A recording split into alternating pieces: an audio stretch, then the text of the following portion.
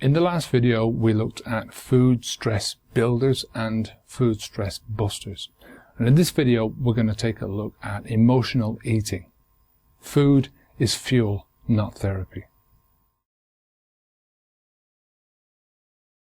Before we start looking at the types of foods you should be eating for a full and healthy life, I want to highlight a few things that you need to be aware of. When you stop drinking alcohol, or if you're in the process of changing any other deep-seated habit, there will always be the temptation to find impulsive relief using food, otherwise known as emotional eating. When you feel stressed, it can be very easy to dive into a tub of ice cream or a bar of chocolate. The problem with scratching this type of emotional itch is that it will only give you pleasure momentarily and will utterly fail in dealing with your long-term emotions or the underlying stress that's stirring up all these emotions. Now, even though that one bar of chocolate does you very little harm in the grand scheme of things, trying to solve your problems through eating is just another flawed coping mechanism that is going to lead you to more problems than it ever will solve. So let's take a look at how food interacts with your body and your life. First, I want to talk about what I call the 3 timelines of eating. 1 is the immediate processes of eating. 2 are the short-term effects of that food on your body and on your mind. And 3, the long-term effects of that food on your body and on your mind. Now, the first timeline is where you're in the process of eating. You're handling the food, you smell it, you serve it, and you eat it. The instant gratification temptation is relieved in this moment. You taste the food, you enjoy the taste, and finally you swallow and move on to the next mouthful. The second timeline is the duration that the food is going to spend inside your body. After you swallow each mouthful, you generally forget about it. It becomes a part of your past. Unless you experience some problems with digestion or feeling full, you won't ever think about that particular food again. But the food is still there. The eating was only the beginning of its journey and its interaction with you and your body. The food travels through your body, slowly being digested, and your body extracts what it can in terms of nutrients. What's left over is either stored as fat or eliminated as waste. The timeline of this process varies widely between each individual. It can take anywhere from a few hours to a few days for the food to actually travel through you. The third timeline is what happens to your body in the long term as a consequence of your food choices today. And these include weight gain, or how do your food choices affect your internal organs over a period of a decade or 2? Does the food contribute to plaque buildup along the walls of your arteries? How does it affect your life expectancy?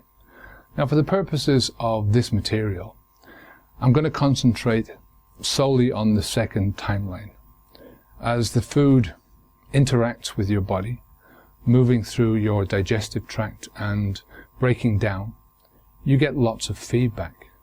Now, you need to be conscious of this feedback, how the food is making you feel, and how it influences and alters your present state of mind.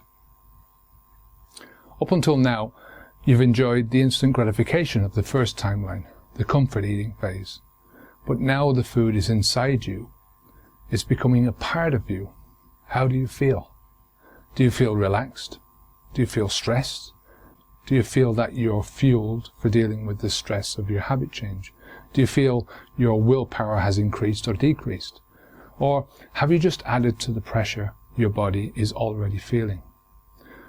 Now, Hang Loose Without Booze is about making better and healthier choices that benefit your emotions and bolster your determination to succeed with the changes that you want to make in your life. Emotional eating might give you the instant gratification hit in the moment, but any relief is momentary. The effect of your food choices on your body are going to be long-lasting. As I said, the entire purpose of this section is to get you to think about what you're putting into your mouth, the good and the bad. Having said that, I'm not suggesting that you shouldn't eat the so-called bad foods at all, although I'd still advise a bit of caution. You can treat yourself as a natural part of your healthy life. It's something that you should do. To deny yourself the pleasures which only your taste buds can deliver will actually do you more harm than good in the long run. However, you have to avoid eating to satisfy impulsive emotional triggers.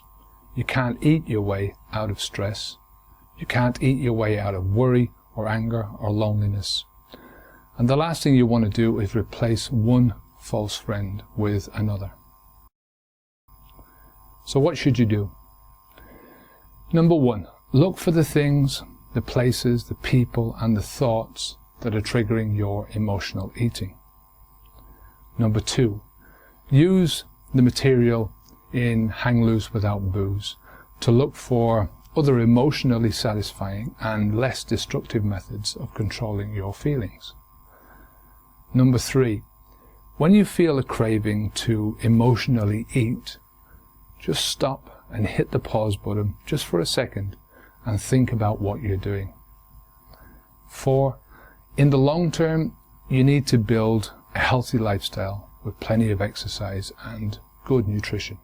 So in this video we looked at the 3 timelines of food, making healthier food choices, and the dangers and triggers for your emotional eating. In the next video we're going to look at eating more frequently with smaller portions.